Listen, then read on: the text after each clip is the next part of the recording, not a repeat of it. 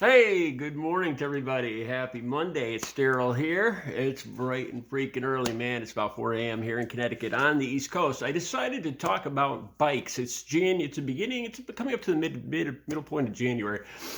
And it's not going to be too long before a lot of people are going to be out biking. And some of the warmer climates, I'm sure people are biking right now still.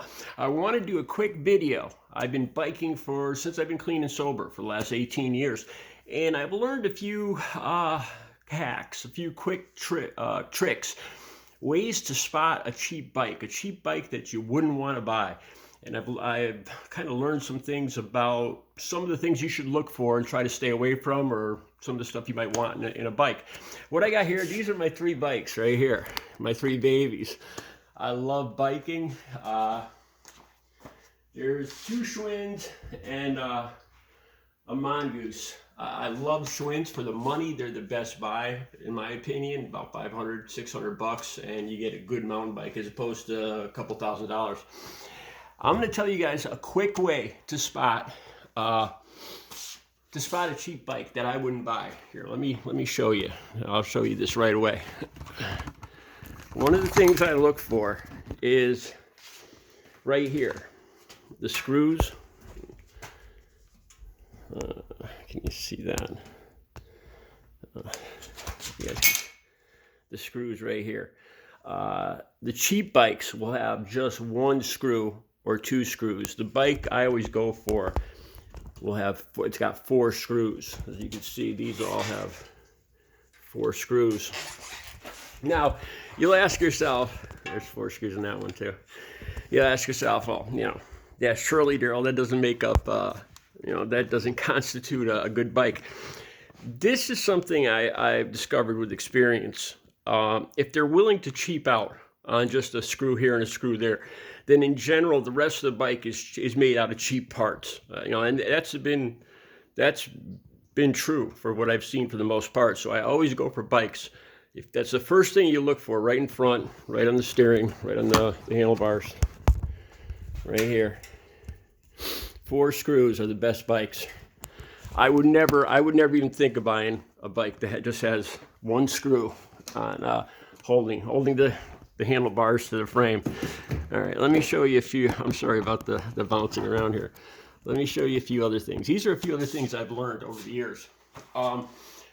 In the last 5 or 10 years, a lot of bikes have gone from 21 to 24 speeds with 3 speeds in the front, 3 gears in the front, or 7 or 8 gears in the back. And a lot of bikes have switched, a lot of mountain bikes have switched to just 1 gear in the front and 3 gears in the back, just giving you, or two or 7 gears in the back. So you just have seven speeds. Most of the bikes nowadays, a lot of mountain bikes, just have 7 speeds. And I was kind of hesitant to buy those at first. Here, let me show you what I'm talking about. Right here in the front,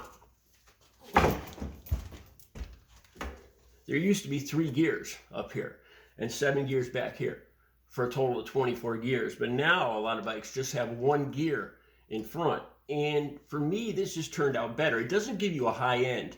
If you like going fast like I do, you kind of miss out on a really high speed, like going on dirt roads and going a really high speed, because that's where you get the high end speed right there. You get more low end for going up hills. But the thing I found that benefits more than anything is when you have 3 gears here, it tends to give a lot of tension, a lot of pressure on the crank in here, the bearings. And I would go through bearings. I would burn out the crank right here with the 3 gears.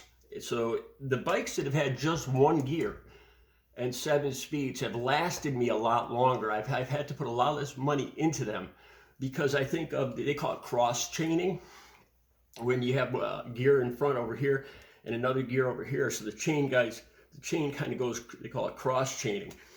And you don't really get that with this 1 gear just in front. It causes, it's less pressure, less tension on the front, on the crank and the bearings in front. So there's less, to me, I found there's less damage to the bike. The other thing is the rear suspension, the rear shocks. Almost all mountain bikes have shocks in the front, but a lot of them these days don't have shocks in the back. Now, I've had back surgery and a couple back surgeries and back problems, and I've always depended on having shocks in the back. So I was kind of hesitant to buy a bike that didn't have rear shocks. But once again, I found that the bikes that don't have shocks in the back tend to last longer, and for the same reason. When you have the shocks up here, it causes a lot of tension, a lot of cross pressure on the back gear, on the back axle. And I found now that I don't have rear shocks, there's a lot less damage. I'm having to bring the bike to the shop less often to fix the rear bearings and the rear axle. So like these bikes have lasted a lot longer just having one gear up in front, or 7 gears, one sprocket, as opposed to 3, and not having shocks in the back. You know, I just use my legs for shocks now, not having the rear shocks. You know, if you're going to do heavy duty trail riding, you're going to want rear suspension, rear shocks. But you know, just for average everyday use, I've found that the life of the bike, the life of the rear axle and the bearings last a lot longer, in my opinion, without the rear suspension, without the rear shocks. So to sum it up, first thing you want to look for if you're buying a bike is 4 screws right here.